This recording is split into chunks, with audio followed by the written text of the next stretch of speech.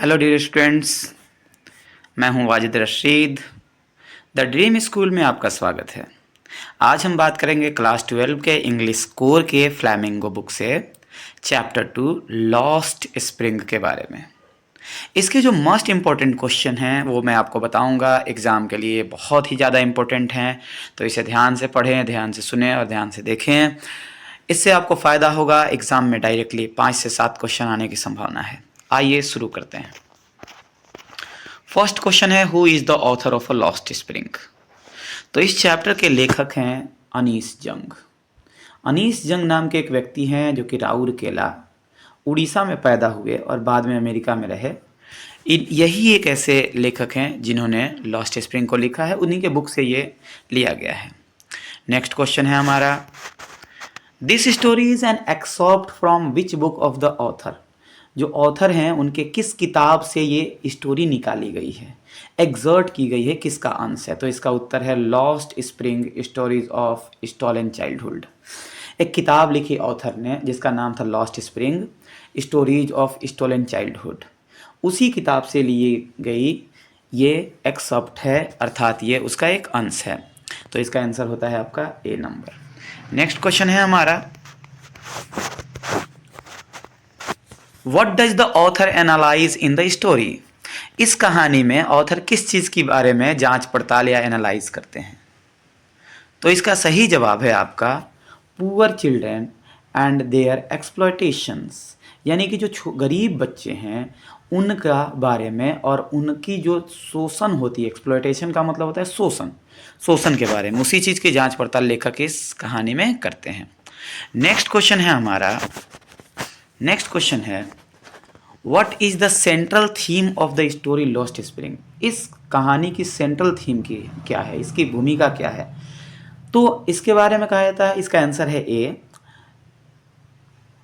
अगर हम बात करें तो कि कुछ बच्चे होते हैं जो गरीब होते हैं बहुत ज़्यादा, और उनकी जो गरीबी है ना, उसी को लेके इस कहानी में बातें की गई हैं, यानी कि इसका आंसर होता है ए नंबर। नेक्स्ट क्वेश्चन है हमारा, What force the children to live in life in exploitation?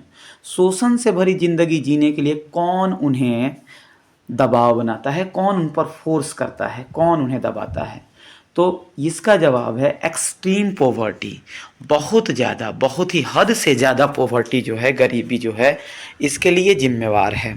वो गरीबी के कारण से ही बच्चे जो हैं हर हाल में उन्हें ये काम करना पड़ रहा है। इसके बाद हम बात करते हैं नेक्स्ट क्वेश्चन के बारे में।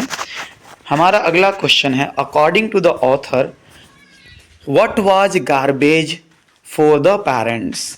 पेरेंट्स के लिए, इस कहानी के लेखक के अनुसार पेरेंट्स यानी कि गार्जियन के लिए इस कहानी में जो गार्बेज है वो किसकी तरह है। तो मीन्स ऑफ सर्वाइवल है, यानी कि जीने का तरीका है, जीने के लिए वो चीज़ें दी गई हैं। ठीक है, अब नेक्स्ट क्वेश्चन है हमारा, इसका आंसर क्या होता है हमारा डी। नेक्स्ट क्वेश्चन है हमारा number 7, according to the author what was garbage for the children. पिछले क्वेश्चन में हमने पढ़ा garbage for the children, and इस क्वेश्चन में हम लोग पिछले क्वेश्चन में हमने पढ़ा according to the author what was the garbage for children.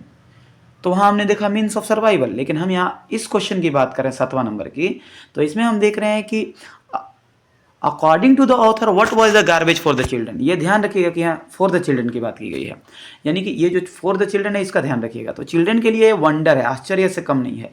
क्यों आश्चर्य से कम नहीं है? क्योंकि जब भी बच्चे यहाँ पे आते हैं उनको कुछ ना कुछ मिलता है, जैसे सोने का सिक्का मिल गया, सोने का कोई जेवर मिल गया, ज्वेलरी मिल गई, या फिर 10 का नोट मिल गया, या कुछ और चीज़ मिल गई, या फिर कभी कभी सिक्के मिल जाते हैं। तो ये उनके लिए वंडर है, आश्चर्यजनक चीज़ें हैं। नेक्स्ट क्वेश्चन है हमारा, हु वाज साहेब। कौन है साहेब, साहेब कौन है। तो हम बात करें अगर साहेब के बारे में, तो साहेब एक लड़का है जो कि रैग पिकर है, यानी कि कूड़ा चुनने वाला है, रैग पिकर। तो इसका आंसर होता है आपका सी नंबर। क्वेश्चन नंबर 10 देखते हैं, 9 देखते हैं, Saheb is a happy working at the tea stall. क्या साहेब एक टी स्टॉल पे काम करना शुरू कर चुका है, को वहाँ पे खुश है। तो जवाब है नहीं, नो।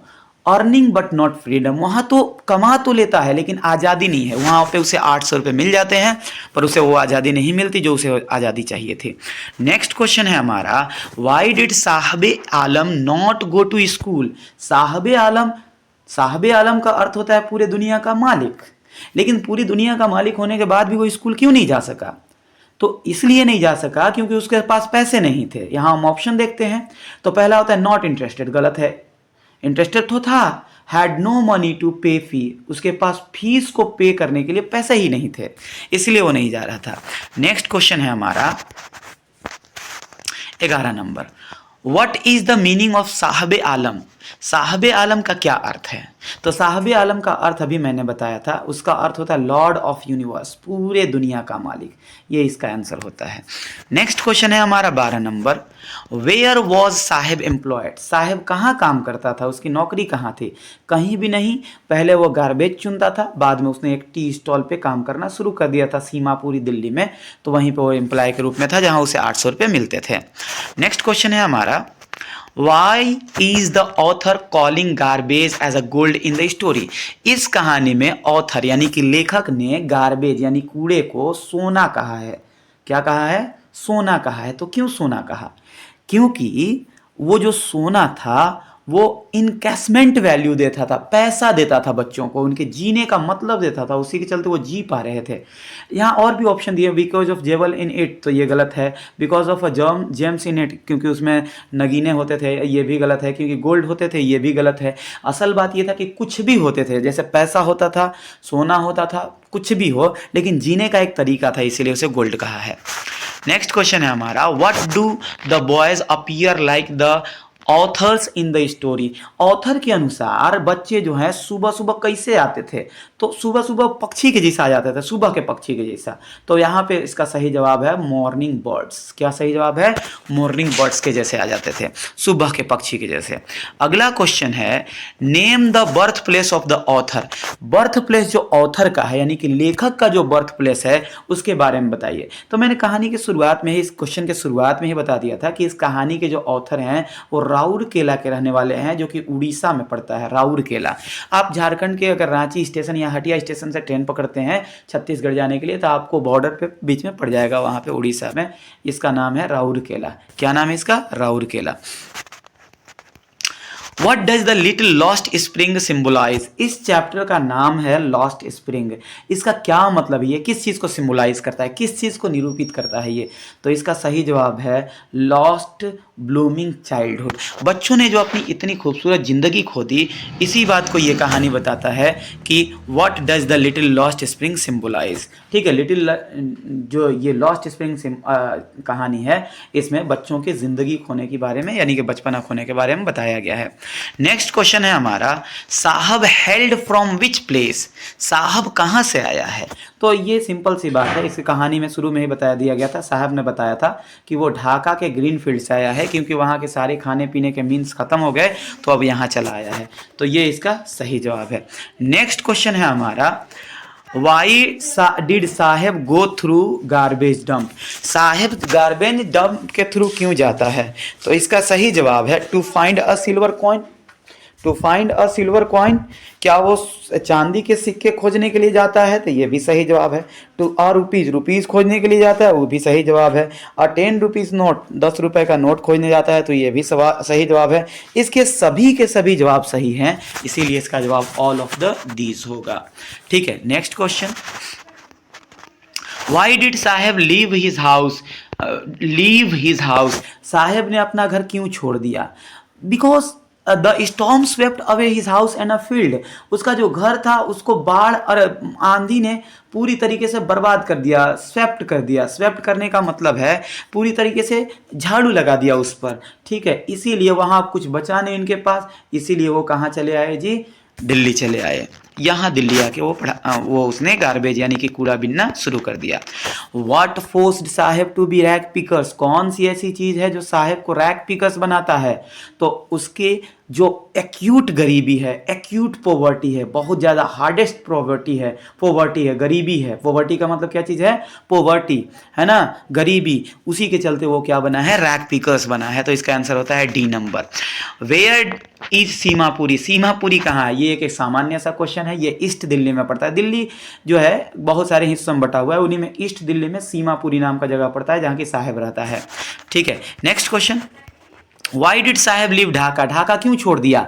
क्योंकि वहां पे खाने की कमी थी, यानी कि because of lack of food, इसका आंसर होता है B number. Next number question है हमारा, who are responsible for the poor condition of a bangles maker in Firozabad? Firozabad के, अब हम यहाँ से कहानी शुरू होती, कहानी का दूसरा पोर्शन जिसमें मुकेश के बारे में बताया गया है, तो ज़्यादातर कहानी फिरोजाबाद और मुकेश से संबंधित होगी। तो यहाँ से कुछ क्वेश्चन हम लेते हैं। देखिए, फिरोजाबाद के जो लोग हैं उनको पुअर कंडीशन में रखने के लिए कौन जिम्मेवार है? पेरेंट्स, सही जवाब है पेरेंट्स, क्योंकि पेरेंट्स उन बच्चों को पढ़ने कहीं भेजते नहीं हैं या कुछ नया काम सिखाते नहीं हैं। सोसाइटी, समाज, ये भी, और उसके साथ ब्यूरोक्रेट जो वहाँ के अधिकारी हैं वो भी इसके लिए जिम्मेवार हैं। इसका अर्थ ये हुआ कि इसके उत्तर सभी के सभी हैं, ठीक है। तो all of these. Next question है हमारा, what effort can help Mukesh materialise his dream of becoming a car driver? कौन सी ऐसी चीज है जो मुकेश को मदद कर सकता है कि वो कार ड्राइवर बन सके? असल में मुकेश कार ड्राइवर बनना चाहता है, तो हम ऑप्शन देखते हैं। हार्ड वर्क, सही जवाब हार्ड वर्क। हार्ड वर्क करेगा तो बन सकता है। गोइंग टू गैरेज, गैरेज जाएगा तो सीखेगा वहां पे नई चीजें। गाइडेंस फॉर हिज ऑनर, उसके जो मालिक हैं उसे अगर कुछ गाइड करते हैं तो वो जरूर एक दिन कार ड्राइवर बनेगा। अतः इसका आंसर होता है all of these. Next question की बात करें तो नेक्स्ट क्वेश्चन है, what are the hazards of a working in the glass industries, glass bangle industry? कौन सी ऐसी चीज है जो नुकसान पहुंचाएगी? कहां पे? उनको वहां पे बैंगल इंडस्ट्री में। बैंगल का मतलब होता है चूड़ी, इंडस्ट्री का मतलब होता है प्रौद्योगिकी या फिर कह सकते हैं फैक्ट्री। तो फैक्ट्री में कौन सी चीज़ है? तो एक तो पुअर हेल्थ, गरीब, मतलब बहुत ही ख़राब कंडीशन है, स्वास्थ्य अच्छा नहीं है। इम्पेयर्ड विजन, यानी कि जो आंखें हैं वो अब धीरे धीरे ख़राब हो रही हैं। मिजरेबल लाइफ, यानी कि दयनीय जिंदगी हो गई है। यानी कि कुल मिला के कह सकते हैं कि जो ग्लास के फैक्ट्री है उनमें सारी की सारी चीजें, पुअर हेल्थ, इम्पेयर्ड विजन और मिजरेबल लाइफ मिलके उनकी जिंदगी खराब करती हैं, है ना। ठीक है, नेक्स्ट क्वेश्चन की तरफ आगे बढ़ते हैं हम। Who employ the local family of the Firozabad? Firozabad एक शहर है, ठीक है। फिरोजाबाद की अगर हम बात करें तो वहां पे ज्यादातर ग्लास को पिघला करके, यानी कि शीशे को पिघला के चूड़ी बनता है। तो जो ग्लास फैक्ट्री के मालिक होते हैं वो लोग उनको एम्प्लॉय करते हैं, यानी कि वो लोग नौकरी देते हैं। तो यहाँ आंसर हो जाएगा the glass blowing industry. Next question है हमारा, what is the function of glass blowing industry? Glass blowing industry यानी कि ग्लास पिघला कर जो चूड़ी बनाई जाती है उसकी फंक्शन क्या है? तो वहां का फंक्शन ये होता है कि ग्लास को पहले पिघलाया जाए, फिर उसके बाद उससे कलरफुल बैंगल्स बनाया जाए। तो इसका सही उत्तर होगा डी, टू मोल्ड ग्लास। पहले ग्लास को पिघलाइए, शीशे को पिघलाइए एंड मेक कलरफुल बैंगल्स, और उसके बाद कलरफुल बैंगल्स बना दीजिए, चूड़ियां बना दीजिए। ये इसका आंसर सही होता है डी नंबर। नेक्स्ट क्वेश्चन है हमारा, what makes the following condition of the children worst in the glass industry?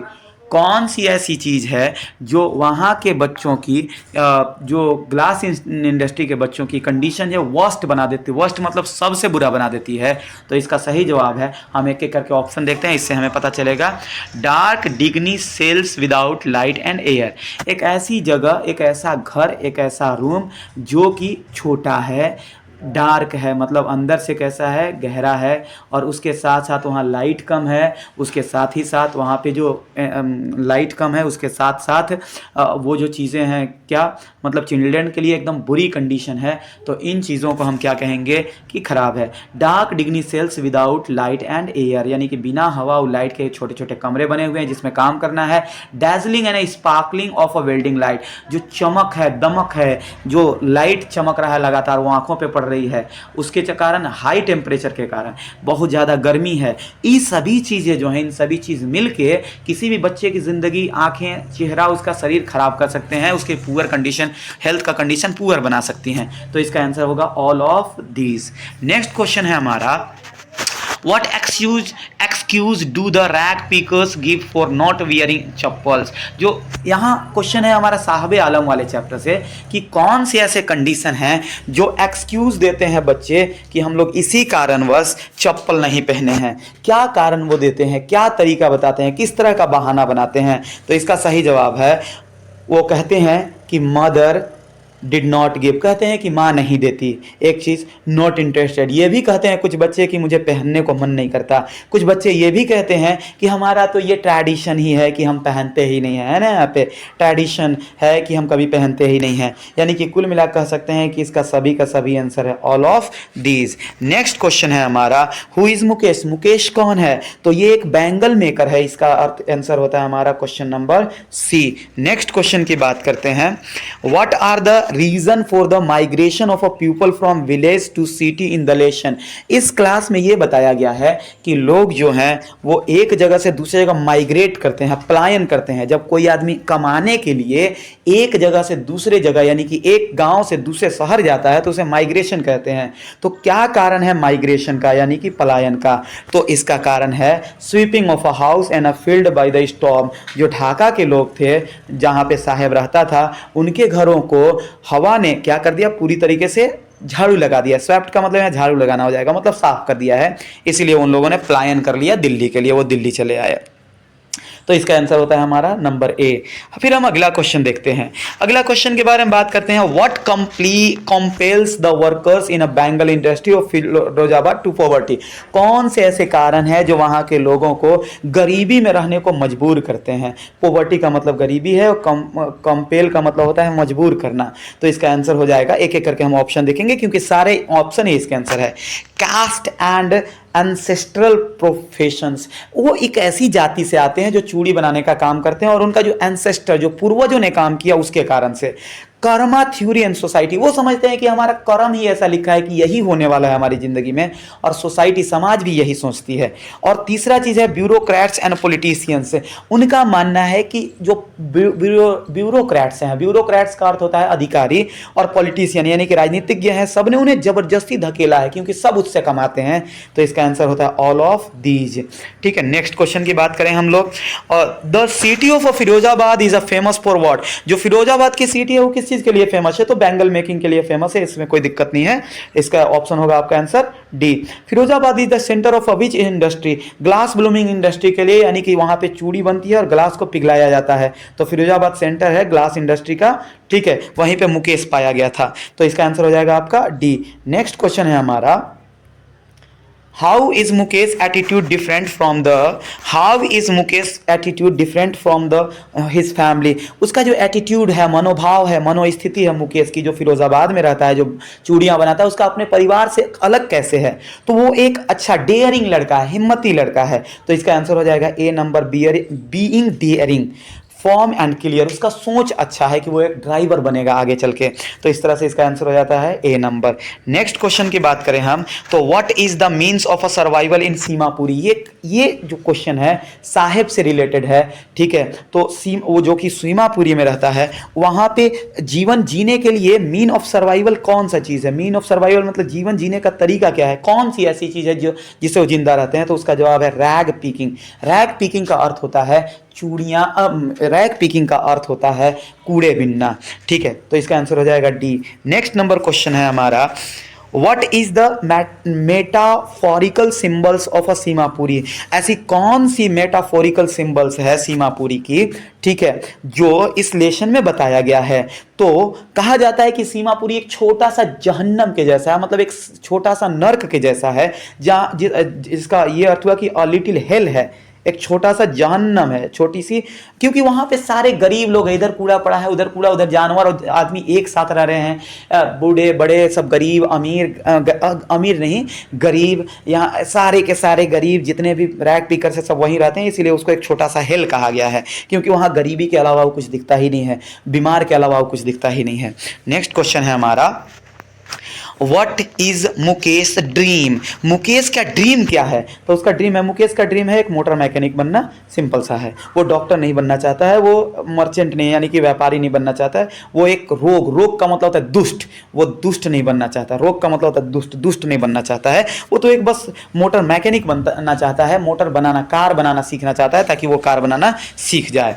आगे, What false promise did the author make to साहब आलम। जब कहानी की शुरुआत होती है तो साहब आलम से ऑथर अनीस जंग एक प्रॉमिस करते हैं कि मैं स्कूल बनवाऊंगा, क्या तुम वहां पढ़ने आओगे? तो साहब बोलता है कि जरूर आऊंगा अगर आप बनवाएंगे तो। फिर कुछ दिन के बाद साहब पूछ भी देता है कि आपने स्कूल बनवा दिया, तो मुस्कुराते हुए कहते हैं नहीं अभी तो उसमें लेट लगेगा। तो वहां पे वो क्या चीज का वादा करते हैं, ओपनिंग अ स्कूल, एक स्कूल खोलने का वादा करते हैं। Next question, from this chapter it is evident that the author has an attitude of. इस चैप्टर के कहानी के आधार पर पता चलता है कि अनीस जंग में एक एटीट्यूड था। किस चीज का, तो सिंपैथी का था। सिंपैथी का मतलब दयालुता की भावना थी उसके अंदर, क्योंकि वो पिघल जाता था तुरंत, क्योंकि वो फिरोजाबाद में मुकेश के देखा तो उसके अंदर में एक भावना उत्पन्न हुई मुकेश की जिंदगी को अच्छा करने के लिए। इसी तरह से जब उसने साहिब आलम को देखा तो साहिब आलम की जिंदगी को भी अच्छा करने के लिए उसके मन में एक भावना उत्पन्न हुई। ठीक है, तो इस तरह से हम कह सकते हैं कि उसके मन में सिंपैथी आती थी। ठीक है, आगे चलिए देखते हैं। ए नंबर इसका आंसर होता है। अगला क्वेश्चन है that why they left looking for gold in the big city, here's gold indicate. यहां पे जो कहा गया कि that why they left looking for gold in the big city, उन्होंने बड़े शहरों में गोल्ड को देखना, सोने को देखना छोड़ दिया। इस लाइन में गोल्ड किस चीज को इंडिकेट करता है, तो गोल्ड इंडिकेट करता है मींस ऑफ सर्वाइवल। जो चीज जीने के लिए अच्छा हो वही तो गोल्ड है, वही तो गोल्ड है। अगर मेरे जीने के लिए कूड़ा कचरा ही अच्छा है तो वो मेरे लिए सोने से अच्छा है। अगर मैं सोना अपने पास रख के भी अपनी जिंदगी अच्छा ना कर सकूं तो सोना मेरे लिए कूड़े के बराबर है। इसीलिए यहां पे गोल्ड जो है मीन्स ऑफ सर्वाइवल है। क्वेश्चन नंबर 42 को देखेंगे। But promise like main mine around in every corner of his black world, this suggest that. ये जो सेंटेंस है इसमें क्या सजेस्ट किया गया, क्या बताया गया है। एक्चुअली हुआ क्या है कि साहेब जो कि लड़का है उससे लेखक प्रॉमिस करता है कि मैं एक स्कूल बनवाऊंगा, फिर उसे गिल्टी फील होती है कि मैंने गलत कर दिया, मैं तो स्कूल बनवाने वाला हूं नहीं। तो उसी को लेके वो अपने आप को ही जस्टिफाई करने की कोशिश करता है कि प्रॉमिस करना, झूठा प्रॉमिस करना किस हद तक सही है। उसके लिए कहता है कि there is no shortage of a promise which remain unfulfilled. वो खुद से कहता है कि दुनिया में ऐसे बहुत सारे लोग हैं जो प्रॉमिस तो करते हैं लेकिन फुलफिल नहीं करते हैं, तो मैंने को जो प्रॉमिस किया है वो कोई बुरी बात नहीं है। नेक्स्ट क्वेश्चन है what is true about Udupi. Udupi क्या है और कहाँ है और इसमें क्या क्या खूबी है, इसके बारे में क्या अच्छाई बात है। तो it is a tourist attraction place. ये एक अट्रैक्शन प्लेस है टूरिस्ट के लिए, जो कृष्णा टेम्पल के से सुसज्जित है।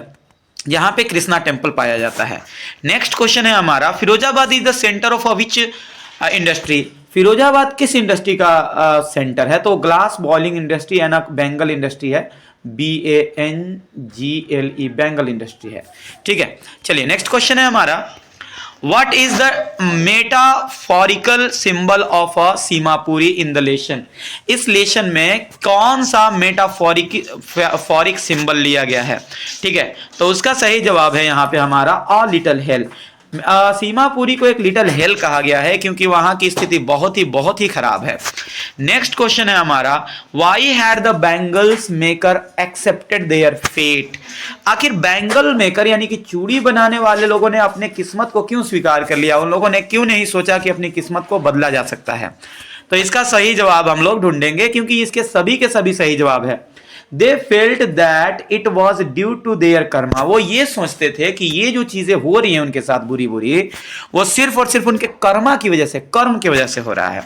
They were exploited by the police and other authorities। उनको, वो जिसके पास भी जाते थे मदद के लिए, सब कोई उनका शोषण ही करते थे।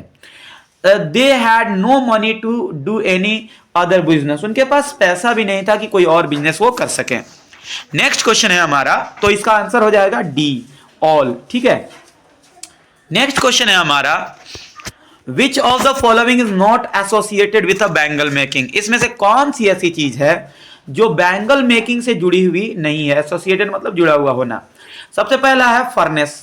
फर्नेस तो चूड़ी मेकिंग में होता है, यानी कि भट्टी होती है। डिजाइनिंग, डिजाइनिंग नहीं होती है, अतः यही हमारा आंसर होगा। ठीक है, नेक्स्ट क्वेश्चन है हमारा The squatters in a Seemapuri arrived as a refugee from Bangladesh in। Bangladesh से जो रिफ्यूजी आए थे वो कब आए थे भारत में, तो उसका सही जवाब है 1971 में, जब भारत और पाकिस्तान युद्ध हुआ था और उसी वक्त बांग्लादेश आजाद हुआ था। पाकिस्तान ने बांग्लादेश पर बहुत ज्यादा अत्याचार किए थे और उस अत्याचार से बचने के लिए वहां के लोग भारत चले आए थे, इसीलिए इसका आंसर होगा बी। नेक्स्ट क्वेश्चन है हमारा Hearing him one wonders if he has achieved what may have failed in their lifetime, he has a roof over his head, which of the following is true in the context of the given line? इन दिए गए रेखा लाइनों में कौन सा line सही है? तो इसका सही आंसर है A, the husband of the elderly woman had earned sufficient to get a roof over his head. ठीक है, तो इसमें हम देखते हैं कि जो एल्डरली वुमेन है, जो मुकेश की दादी है, उसके मतलब भाभी हैं या माँ है, उसके पति ने पर्याप्त रूप से कमा लिया है ताकि एक छत हो जाए उनके घर के ऊपर। नेक्स्ट क्वेश्चन है हमारा, what was Saheb real name? Saheb का रियल नेम क्या है? तो इसका सही जवाब है, साहेब का रियल नेम है साहबे आलम। क्या नाम है? साहबे आलम। नेक्स्ट क्वेश्चन है हमारा, what do the bangles symbolised in India? Bharat में बैंगल्स किस चीज का सिंबलाइज है? तो असल में भारतीय स्त्रियों का यह सुहाग का प्रतीक है, तो auspiciousness for the married Indian women, ये बहुत ही पवित्र माना जाता है, सुहाग का प्रतीक माना जाता है इंडियन वुमेन में। बिना चूड़ी के भारतीय समाज में शादी तक संपन्न नहीं हो सकती है ना, तो इसका बहुत ही ज्यादा महत्व है। नेक्स्ट क्वेश्चन है आपका, What figure of speech is used in his dream looms like a mirage? Miraj का अर्थ होता है मृग तृष्णा। ठीक है, तो क्या है उसका जो इमेज मतलब ड्रीमिंग है, ये जो मुकेश नाम का लड़का है वो ड्रीमिंग करता है, सोचता है, ख्वाब देखता है कि मैं ड्राइवर बनूंगा, अच्छा काम करूंगा। ठीक है, तो क्या चीज है उसका, उसके चेहरे पे जो स्माइल आई हुई है उसको बताता है ये चीज। ठीक है, नेक्स्ट क्वेश्चन है हमारा, is your school ready? Who asked the question? ये क्वेश्चन असल में साहेब ने पूछा था लेखक से, तो इसका आंसर हो जाएगा साहेब।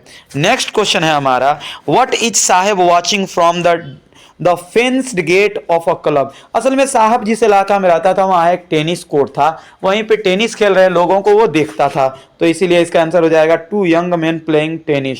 ओके, नेक्स्ट क्वेश्चन है हमारा, Saheb discarded and worn out tennis shoes are from him?